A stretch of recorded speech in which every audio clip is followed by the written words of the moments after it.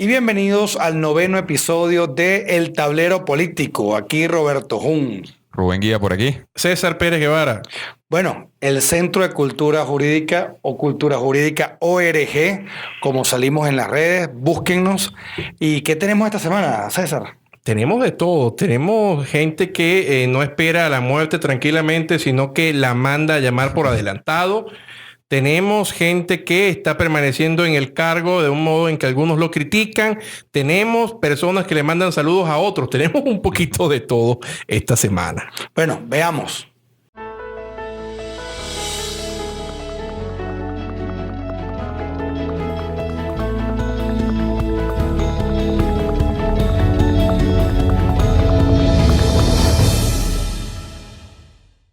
Bueno, la semana pasada estuvo interesante y queremos que opinen y pongan sus opiniones y pongan qué les parece. 90 días y algo más ha transcurrido desde que Guaidó asumió la presidencia interina de Venezuela. Ese es uno de los temas que vamos a intentar desarrollar, qué ha pasado para bien o para mal, y tratando, a pesar de que cada uno tiene sus impresiones de la manera más objetiva posible que ha pasado. Rubén, ¿qué piensas tú? Bueno, yo antes de comentar esto, quiero precisamente señalar un artículo que tú tienes en tu blog, chinojun.com.be, ¿no? Sí. Que es el discurso que dio este señor presidente de los Estados Unidos, Theodore Roosevelt. Él señala un discurso que se llama El hombre en la arena, si no mal Sí, una sección de un discurso mayor, pero El hombre en la arena, les recomiendo que lo busquen, lo lean, de verdad interesante. El popular Teddy. El popular Teddy. Bueno, que él dice que muy fácil es el que está en la grada viendo cómo se discurre el tema político o lo que sea, inclusive puede aplicar a temas de deporte. Yo no quiero ser el hombre que está en la grada criticando vilmente a una persona. Sin embargo, quiero acotar lo siguiente. Si bien Guaidó es el que está poniendo el pecho, su reputación, a su familia, inclusive a riesgo de ser víctimas de esta dictadura cruenta, espantosa que estamos viviendo en Venezuela, que no es secreto para nadie, sí veo en estos días que se ha perdido la estrategia. ¿Y por qué lo digo? Por lo siguiente. Si bien hay acontecimientos internacionales que él se puede calificar la gestión como una gestión buena a nivel internacional, hay hechos nacionales que dan luces a que se ha perdido la estrategia. En el sentido de que cuando se hizo el plan de la ayuda humanitaria era claro, era evidente que era una estrategia de poner en 3 y 2, para hablar en términos de béisbol, a la dictadura. Entonces, si tú atacas a la ayuda humanitaria, quedas en jaque. Si tú dejas pasar la ayuda humanitaria, entonces tienes una pérdida de poder dentro de tu territorio. Y digamos que ese impulso, esas jugadas de jaque, esa digamos, ímpetu se perdió. O por lo menos no está a la vista en estos momentos. Yo no sé cuál es la opinión de ustedes. Yo creo que ya estamos en un tema de dibujo libre, en un tema de que, bueno, se están reorganizando, pero lo cierto es que se ha perdido un poco el impulso. Y no quiero decir que, bueno, que ahora Maduro está en una situación mucho más cómoda. Claro que no. Evidentemente ha perdido mucho peso, ha perdido mucha capacidad de maniobra, pero es evidente que también Guaidó ha perdido un poco de espacio en el tablero, ha perdido un poco de espacio en las jugadas que tenía. Y bueno, ahora tiene que ver cómo hace con lo que tiene en la mano. César. Yo lo primero que voy a decir es que todo lo que estamos haciendo aquí son ciencias ocultas. O sea, esto no es derecho, esto no es política. Realmente el caso de Venezuela pasó a otro nivel. Esto es rarísimo. Lo que yo podría decir, según algunos principios generales que siempre hemos manejado, es que, en primer lugar, esto me recuerda a una situación. Ojo, no quiero que se saque de contexto el ejemplo que voy a dar, pero yo recuerdo que en un libro que se llama El general en su laberinto, de Gabriel García Márquez, cuando le pregunta al mayordomo de Bolívar, José Palacios, qué pensaba hacer su señor, él dice algo muy curioso. Él dice, lo que mi señor piensa, solo mi señor lo sabe. ¿Por qué digo esto? Bueno, porque quiero mostrar más o menos un ejemplo de lo que es una situación extraña en que pasa una cantidad de cosas rocambolescas por la mente de una sola persona o de un grupo de personas y no sabemos para dónde van a ir. En este caso creo que está pasando exactamente lo mismo. O sea, lo que vayan a hacer los factores de la resistencia venezolana, en este caso Juan Guaidó como presidente encargado, lo que vayan a hacer, lo que están haciendo, solamente ellos lo saben, porque no lo sabemos nosotros realmente, ¿no? Una vez dicho esto, también yo tengo otra cosa que añadir. Yo creo que esto claramente no es una carrera de velocidad, sino que es una carrera de resistencia. Creo que no estamos en momentos como la Segunda Guerra Mundial o cosas así que a veces la gente lo cita. Cito este ejemplo porque la gente siempre lo cita, ¿ok? No, y si Churchill hubiese dicho esto, y si Roosevelt dice esto, no, ya va, un momento. Son cosas que ya pasaron y pasaron de esa manera. Estamos en otro momento de la humanidad. Eso yo lo hablaba, de hecho, hace poco. Mira, tú por lo menos durante la guerra civil norteamericana, en que murieron creo que 500,000 personas. Fue una cosa realmente devastadora en ese momento.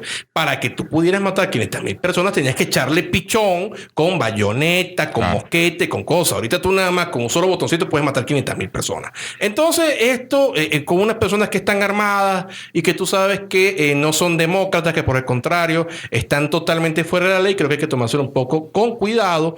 Y quiero que la gente también lo sepa. Sí tengo que decir una cosa, a pesar de que puedan decir lo que puedan decir. Miren, de los últimos 20 años que hemos tenido nosotros de tiranía, de desastre, por primera vez estamos moviéndolo. Sí. ¡Wow! Sí, o sea, mira, por primera vez. También hay otra cosa que es, bueno, que es un principio básico de política, ¿no? Que el enemigo de mi enemigo es mi amigo. Entonces Juan Guaidó declaró que aquí no ha habido socialismo, que no sé qué. Eso va muy en tono a lo que ha sido Voluntad Popular. Ellos siempre han sido un partido que son de centro izquierda según ellos. Y yo creo que ahorita es una necesidad de entrar en ese tema de, no, bueno, es que él es socialista, entonces yo lo voy a vilipendiar y lo voy a fustigar cada vez que se me ocurra. Yo creo que eso ahorita es un tema de esos purismos no existen. A discusiones bizantinas en estos momentos acerca de si eso es socialismo o la socialdemocracia también es socialismo. O sea, realmente eso no tiene sentido. Pero lo que sí es un hecho es que esto que estamos viviendo en Venezuela es socialismo y son los efectos del socialismo que estamos viviendo. Claro, pero lo importante en este caso es que han pasado ya 3 meses. O sea, 3 meses son 90 días. O sea, uno lo puede decir así como algo. Porque, ¿qué pasa? Muchas personas piensan, sienten que esto es tan insoportable que deberían buscar una solución ya absoluta, radical y, digamos, súbita, ¿no? Y no la hay. Y también lo quiero decir porque, ¿se acuerdan que hace exactamente, si estamos cumpliendo 90 días, un poco más, cuando se transcurrieron los 30, decían, bueno, pero que tiene 30 días para convocar elecciones, ¿no? Y hago mención a esto porque yo también participo en un podcast que es en inglés y vamos a tomar un tema que es sumamente interesante porque hemos tenido llamadas y he recibido mensajes de gente que vive en los Estados Unidos que todavía siguen mencionando, e incluso en inglés, el autoproclamado y el juramentado, ¿no? Y me gustaría, César, Rubén, nosotros hemos estudiado Derecho Constitucional venezolano, pero eso no significa aprenderse de memoria una constitución, ¿no? Porque la gente confunde. Resulta que me gustaría, y eso lo voy a hacer en el podcast que vamos a tener más tarde en inglés, entender la situación de Guaidó a la luz del constitucionalismo de los Estados Unidos de Norteamérica. Porque muchas personas creen, bueno, que la ley de la Constitución de los Estados Unidos dice algo muy distinto a lo que dice aquí, y no, porque sería bueno que esto llegara a gente que estudió Derecho y Derecho Constitucional en los Estados Unidos. Por supuesto, ninguno de nosotros estamos emitiendo una opinión jurídica sobre los Estados Unidos, sobre la Constitución, pero sí es bueno tomar en cuenta de que hay una sección en la Constitución de los Estados Unidos que habla del presidente electo y en caso de que se venza el periodo, quién lo viene a suceder. A diferencia de como ocurre en Venezuela, en los Estados Unidos la figura del vicepresidente es electo, aquí es designado. Por eso es que automáticamente cuando hay una falta del presidente, asume el vicepresidente. Aquí todo depende de en el momento que se dé una falta, que en este caso no es como tal, sino que se venció el proceso, se venció el lapso presidencial, el periodo presidencial, sin que hubiese un presidente electo legítimamente, Ergo, tampoco hay vicepresidente. Es decir, que no tienes las dos cabezas del Ejecutivo o las principales cabezas del Ejecutivo que vienen a la sucesión. Pues, ¿cómo eso lo lleva la Constitución de los Estados Unidos de Norteamérica? Presidente, vicepresidente, y quien lo viene a sustituir es el Speaker del Congreso. Que es el equivalente al presidente. Que es el equivalente al presidente. Es decir, a la luz del propio constitucionalismo de los Estados Unidos, a través de su propio texto constitucional, no es muy distinto a lo que pasa aquí. Lo que pasa es que ellos tienen una ley de... O sea, bueno, lo que pasa es que ellos tienen Estado de Derecho también. Claro. Con sus pros y sus contras, evidentemente. Tenemos las 1001 críticas que podamos hacer, pero el hecho es que la idea de sucesión electoral, de presidencial, existe allá. Es decir, que hablar de un autoproclamado es también abrirle la puerta a unas discusiones que ya están cerradas por la propia institución propia de la presidencia. ¿no? También hay que entender, a lo mejor para una persona que vive fuera de Venezuela es difícil entender cómo alguien se toma a un país, lo secuestra, entonces los secuestrados somos todos nosotros. Claro. Que el secuestrado duerma en su cama, bueno. Eso está ahí. Eso es lo de menos. Pero aquí estamos todos siendo víctimas de unos ampones. Estamos siendo todos víctimas de unos tiranos que son narcotraficantes, son X, Y, Z, y no quieren soltar el poder y hacen cualquier tipo de pantomima, de pirueta para seguir en el poder. Y bueno, ahí está. Hicieron unas elecciones que no se corresponden, que no se ajustan ni a los estándares mínimos. Ni a los estándares mínimos para hacer una elección. Si lo quieres llamar elección, pero no fueron unas elecciones. Bueno, pero la pantomima de elecciones. Entonces, no hay. Entonces, ¿qué corresponde? ¿Qué te dice la Constitución? Artículo 333 y 350. Tú tienes que restablecer el orden jurídico y el orden constitucional para tú poder más o menos reinstitucionalizar el Estado. Y eso me lleva a que tú estuviste en Vladimir a la una y le dijiste a Vladimir que sabía él de Constitución cuando él fue constituyentista. Mira, bueno, estuvo interesante. Lástima que se dio al final del programa, ¿no? Y muchísimas cosas pudiéramos hablar ahí. Por ejemplo, César, que tú eres bastante estudioso de la realidad española y vamos a tomarlo un poquito más adelante. Hay que imaginar, bueno, hay gente que lo vivió en carne propia, nosotros lo imaginaremos, ¿no?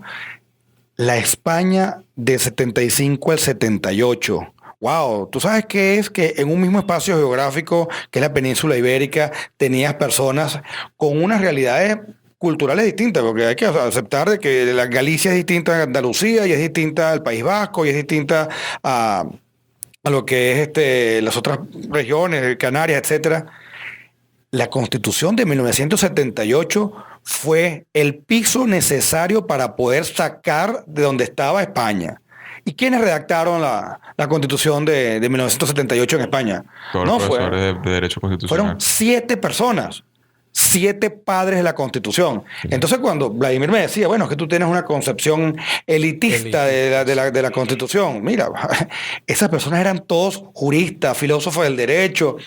Es que pretender de que todos los días se haga una Constitución, como la tenemos aquí, que tenemos 27, porque dentro del tiempo de la humanidad, tener 27 significa casi que todos los días. No, es que es verdad, 27 Constituciones. Eso habla de la inestabilidad de un país. Bueno, y volvimos. ¿Qué nos pasó, Rubén? ¿Qué pasó aquí? Con el comunismo y sus cosas. Bueno, date cuenta cómo ni siquiera un mínimo podcast de 20 minutos, 30 minutos podemos hacer tranquilos. Los bajones eléctricos ya se nos han dañado 2 monitores. Sí. Pero bueno, estábamos en la realidad de España, de la Constitución, de que bueno, todos vamos a hacer una Constitución, pues todos somos constituyentes. Quedamos en que, bueno, tú fuiste a Vladimir a la una y Vladimir Villegas fue uno de los constituyentistas y tú le dijiste que sabe él de Constitución para ser constituyentista, ¿no? Entonces, él te dijo que tú tienes un concepto muy clasista, muy elitista del derecho constitucional. Entonces, pero es que nos llevamos al tema de España y de los... Claro. El hecho es el siguiente. El conocimiento humano, cada uno debe desarrollar lo que uno sabe. El problema también es pensar de que una constitución es algo eminentemente, un fenómeno eminentemente jurídico. Y no lo es así. Hay económico, hay filosófico, hay culturales, hay histórico, pero tú lo que no puedes pretender es que cualquier persona sea. Claro. No estoy hablando específicamente de él, porque a lo mejor en su experiencia como comunicador social, muchísimos son los aportes que puede dar. Pero, y además, y hemos visto que de los ciento y pico de constituyentes, creo que fueron 116, ciento algo.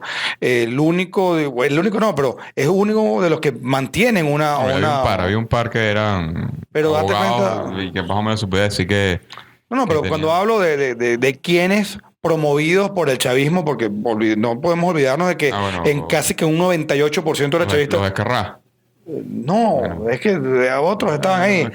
Para los que les sirvió fue para seguir enchufándose en el proyecto. O sea, su labor como constituyentista fue totalmente pobre porque nada pudieron haber aprobado, nada pudieron haber no aprobado, postulado y promovido, porque no tienen conocimiento de eso. Simplemente era seguir instrucciones.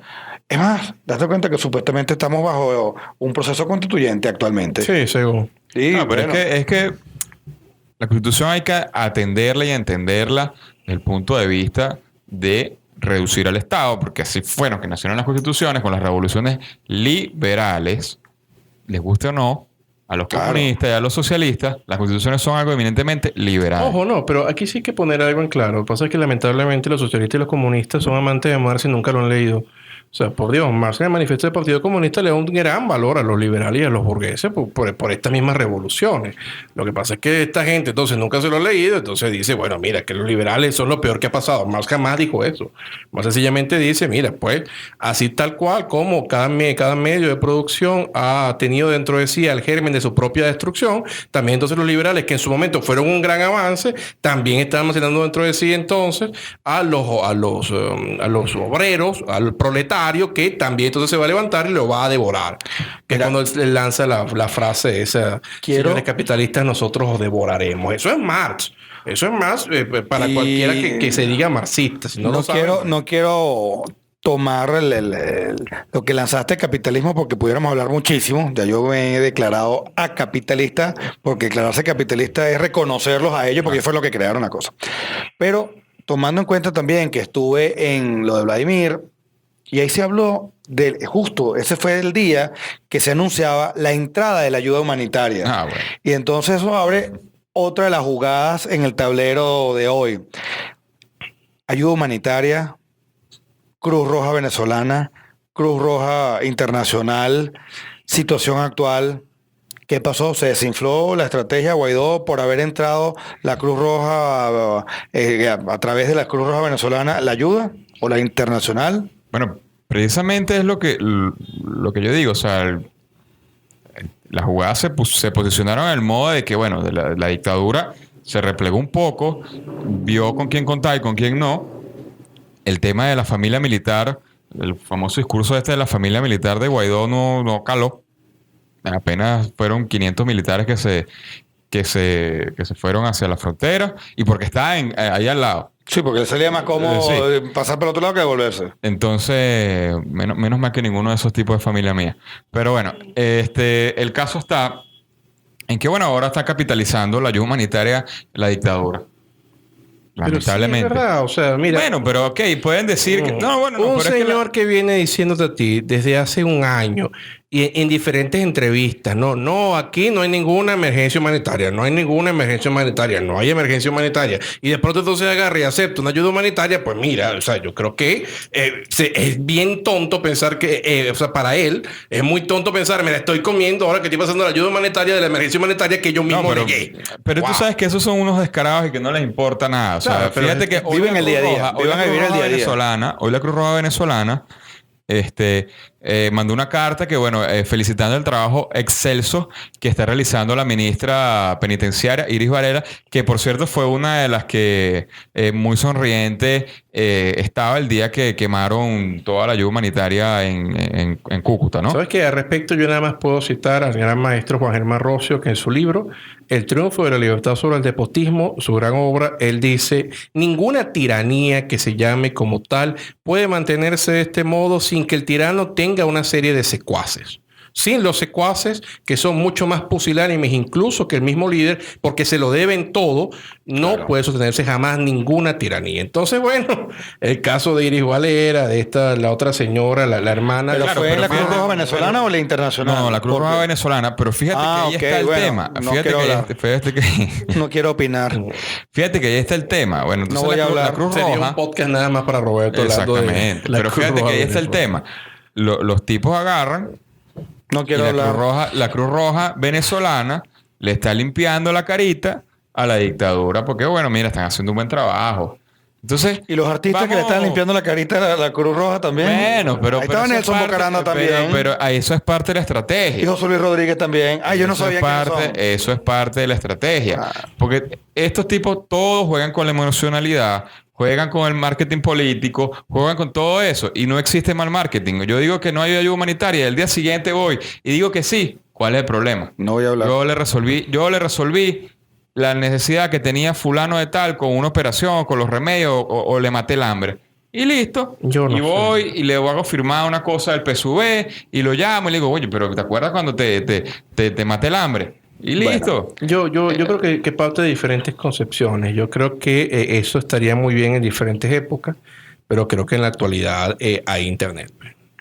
O sea, bueno, eso era antes que los tiranos antes podían decir, no, yo no dije eso, por Dios, ahí está. O sea, y sobre todo la ayuda humanitaria que era su bandera, que eso no iba a pasar porque no era necesario. Y ahora mira esto, pues bueno, cuestión de cómo lo abordes, pero yo creo que no queda bien maduro. Bueno, yo les dije que yo no voy a hablar de ese tema, ¿ok? Porque entonces me voy a extender y no es la idea.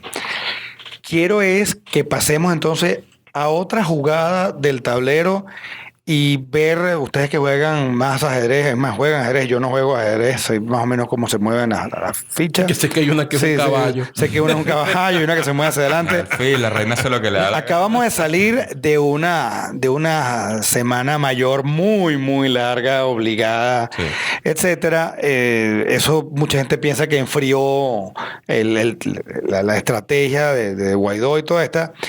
Y de repente entonces nos ponen otra fecha, 1 de mayo.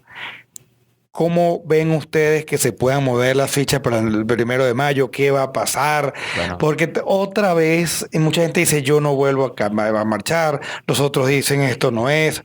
Tuvimos un hecho también interesantísimo. En la OEA, Gustavo Tarré asumió la silla.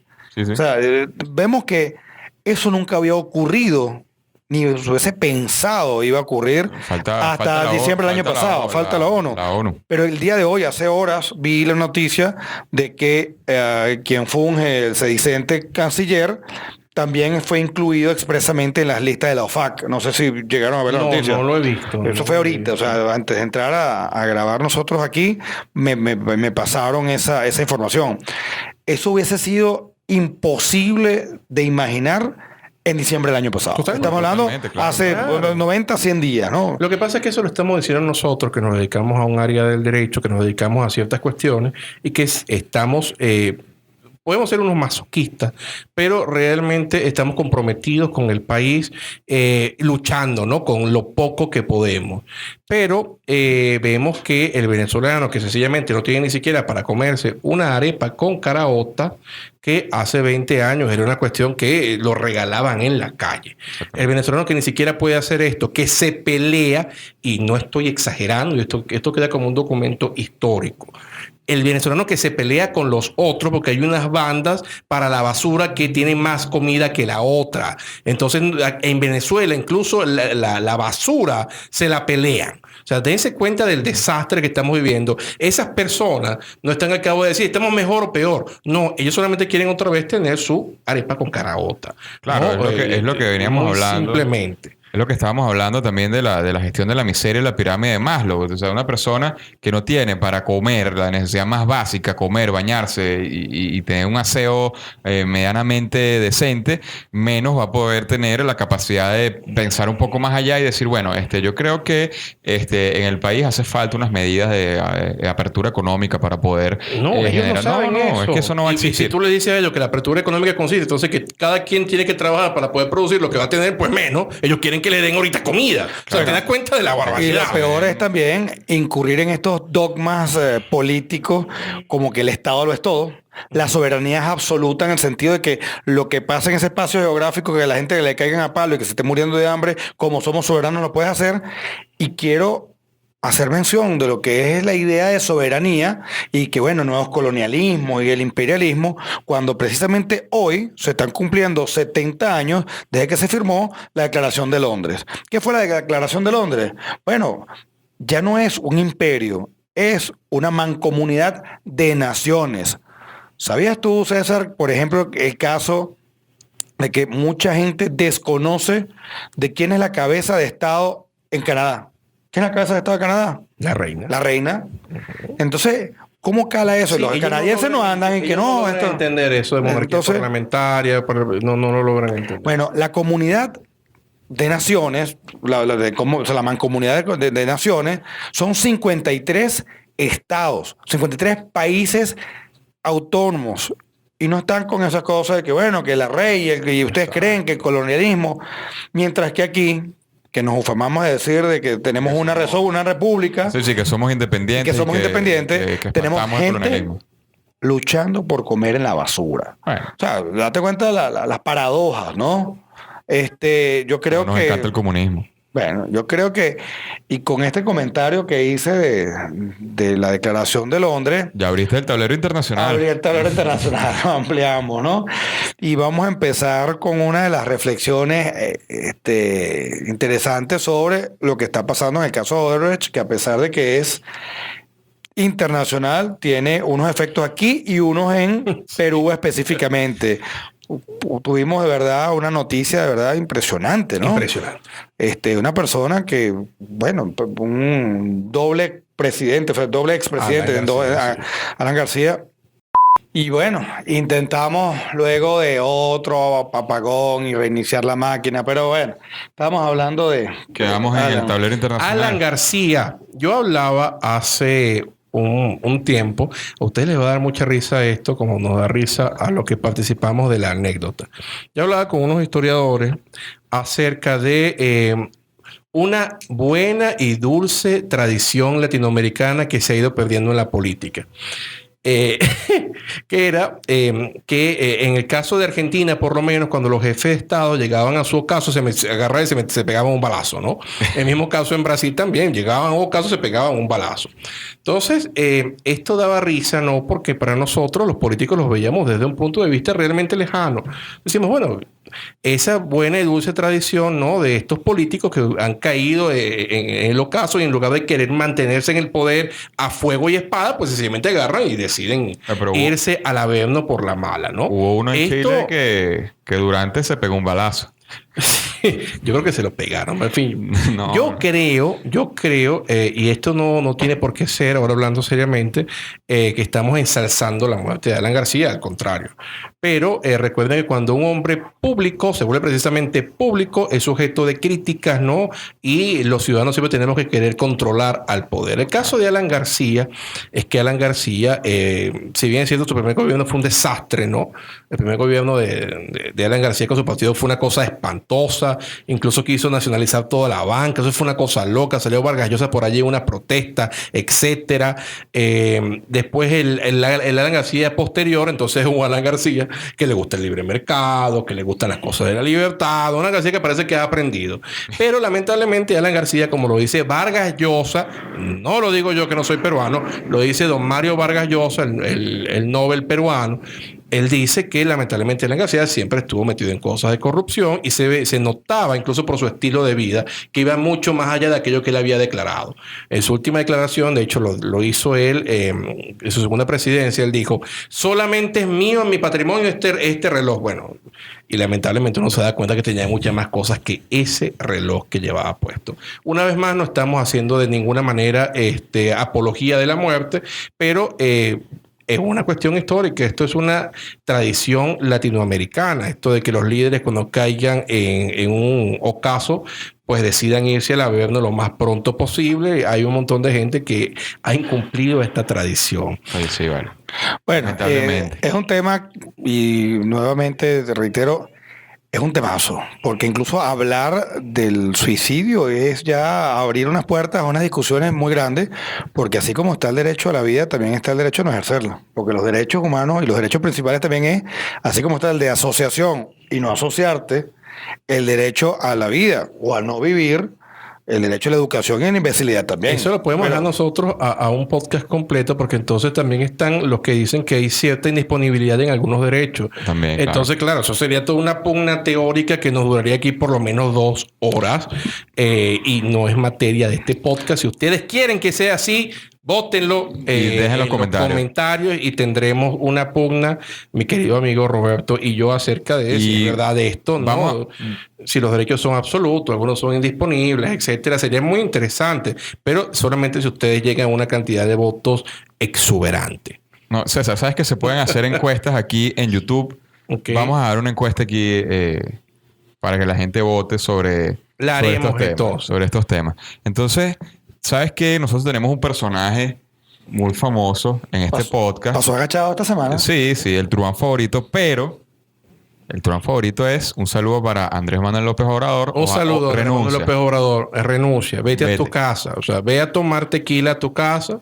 Sé el borracho despreciable que eres en tu hogar, donde no puedas lastimar a nadie. Por favor. En su entorno familiar cercano al menos. Bueno, pero ellos se la ganaron primero por ser familia de él y la mujer porque está loca. Bueno, sabes que hay otro personaje, a lo mejor a ti te deja más afín ese personaje, bueno, el malbañado. El malbañado de Pudimos. ¿Cuál es ese? Ah, me estás hablando de Coleta. Coleta, el malbañado. ¿Sabes que yo pensé que me estabas hablando? ¿Por qué lo relacionabas conmigo? Bueno, porque a ti te gusta la política española. No tanto como... Yo pensé que me estabas hablando... Del partido Pudimos. No, pensé que me estabas hablando del Partido Comunista Venezolano, que en estos días salió un señor. No, pero ese fue Dorángel. Bueno, vamos a decirle señor, porque no llamamos otro apelativo más respetuoso para dirigirnos a él. Come gente. Sí, es que yo no podía creérmelo cuando lo vi. O sea, ese señor desde hace cuánto no se pasa siquiera jabón azul por esa cara y ese cabello. Qué cosa tan repugnante, ¿no? Dorángel. Ellos rechazan la ayuda humanitaria. Ellos rechazan el jabón. La patilla se le adelantó al chigüire bipolar, ¿vale? Sí, wow. Qué maravilloso. Bueno, queridos amigos, en el caso de las elecciones españolas tenemos un problemón y vamos a comentarlos con ustedes. Yo voy en este momento, igual que en 2 programas de radio que me han llamado para preguntarme sobre las elecciones españolas, voy yo a lanzar mi pronóstico, pero primero quiero explicarme, ¿no? El Partido Socialista Obrero Español, recuerden que tuvo la voluntad de hacer una moción de censura en contra del gobierno legítimamente constituido y refrendado por las urnas de don Mariano Rajoy Brey. Esta moción de censura estuvo apoyada evidentemente por los cómplices habituales, ¿no? Por Unidas Podemos, que no es más que la unión de Izquierda Unida con el partido Podemos, también por Esquerra Republicana, por Bildu, por todos los independentistas, batazunos, radicales que ustedes se pueden imaginar, y por el PNV Vasco, un partido por el cual yo siempre he guardado alguna clase de respeto porque son institucionalistas y no son Bildu, que son los etarras, los guerrilleros, ¿no? Ok. Pedro Sánchez, entonces, siendo discípulo de José Luis Rodríguez Zapatero, pues no quería ser menos que su mentor. Se puso a expandir la presión fiscal, hacer gigantesco el gasto público, lo que hizo que evidentemente se detuviera el crecimiento económico en España y existiera una suerte de fuga de capitales. Pero la gente me dice, tú estás exagerando. También decía lo mismo con Rodríguez Zapatero y al final de su último gobierno él agarró y le dejó entonces al PP, bueno, aquí tienes una cajita como un lazo, se llama crisis. Si ustedes quieren que lo rescaten, que lo rescaten. Pedro Sánchez en 10 meses de gobierno evidentemente no lo hizo peor que Zapatero. Le faltó tiempo. Y ahora que le faltó tiempo, entonces Pedro Sánchez tiene la cuestión que él llamó a elecciones como debía ser. Ok. En las elecciones estamos viendo, según las encuestas, que sale primero que el Partido Socialista Obrero Español va a tener la mayor cantidad de votos. Después el Partido Popular, con Casado a la cabeza. Recuerden que Mariano Rajoy dimitió de todo el Partido Popular. Después vendría Ciudadanos, Vox, Unidas Podemos y el resto que, encabezados por Esquerra Republicana, tendrán si acaso 2 escaños. ¿Qué es lo interesante?